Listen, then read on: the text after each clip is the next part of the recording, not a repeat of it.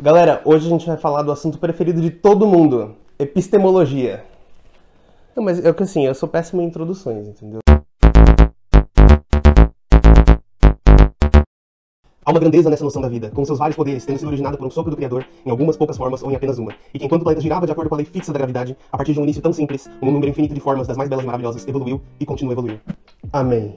E se eu contar pra vocês que a gente tem tratado a ciência como religião esse tempo todo? Sabe quando você tá lendo dois livros diferentes e parece que eles se conversam perfeitamente? Aconteceu comigo. Eu tô lendo A Seta do Tempo, o Ciclo do Tempo, Mito e Metáfora na Descoberta do Tempo Geológico, do Stephen Jay Gould, e Contra o Método, do Paul Feyerabend. O Stephen Jay Gould, aqui, está discutindo o processo científico de descoberta do tempo geológico, que pode parecer uma coisa muito bem estabelecida hoje, mas é um processo muito recente historicamente. Já o Feyerabend tem uma visão bastante controversa de ciência e de método. A ciência é um empreendimento essencialmente anárquico. O anarquismo teórico é mais humanitário e mais apto a estimular o progresso do que suas alternativas que apregoam a lei e a ordem. O único princípio que não inibe o progresso é tudo vale. Por exemplo, podemos usar hipóteses que contradigam teorias bem confirmadas e ou resultados experimentais bem estabelecidos. Podemos fazer avançar a ciência procedendo contraindutivamente. Inclusive, quando esse livro foi lançado, muito cientista ficou com catapora e ele continua incomodando até hoje.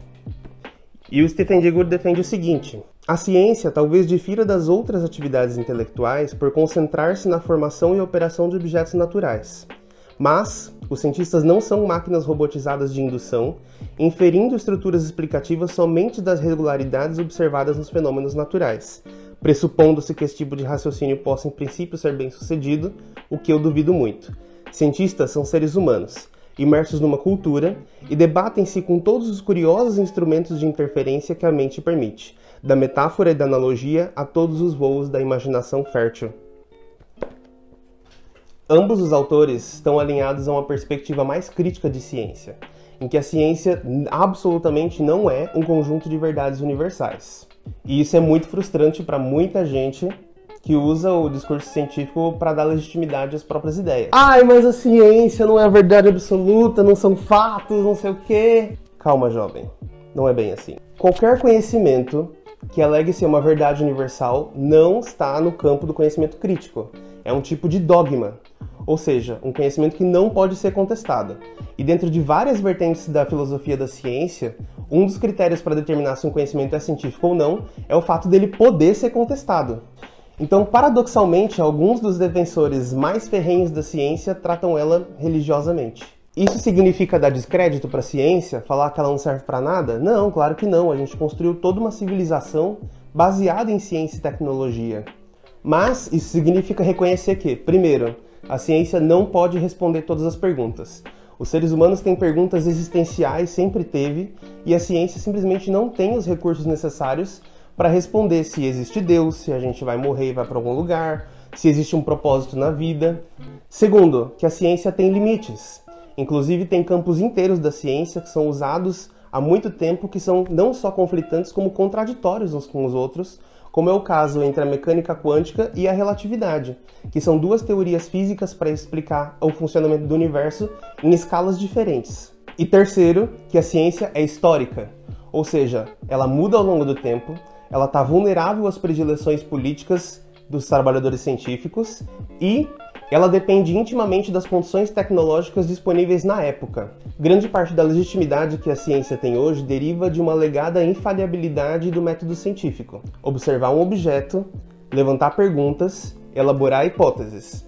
A partir dessas hipóteses, testar as hipóteses e rejeitar as hipóteses que falham nos testes experimentais e levar adiante aquelas que têm algum grau de previsibilidade sobre os fenômenos. Será que essa é uma receita para a produção de verdades? Bom, vamos ver. Tem um exemplo que a história consegue dar. A partir do século XVII, os médicos começaram a explicar as infecções a partir do paradigma miasmático. O miasma era uma série de odores fétidos, um evento atmosférico invisível que causava doenças e patologias. Bom, essa era a hipótese. O miasma existia. Vamos testar. Se o miasma é real, lavar as mãos e os instrumentos cirúrgicos podia salvar muitas vidas, o que de fato acontecia. Então o miasma já foi uma verdade científica, inclusive experimentalmente comprovada. No século XVIII, negar a existência do miasma poderia parecer um negacionismo científico absurdo. Assim como defender a existência de micro-organismos causadores de patologias seria praticamente um delírio. Todos os cientistas que revolucionaram a história do pensamento humano atuaram exatamente dessa forma, contraindutivamente e contra tudo que estava consensual e estabelecido naquela época.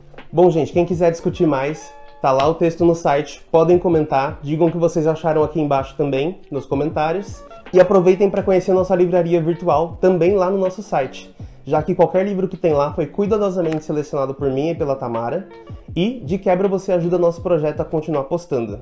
E para você, o que significa uma ciência livre? Pronto, acabou. Chega, pelo amor de Deus.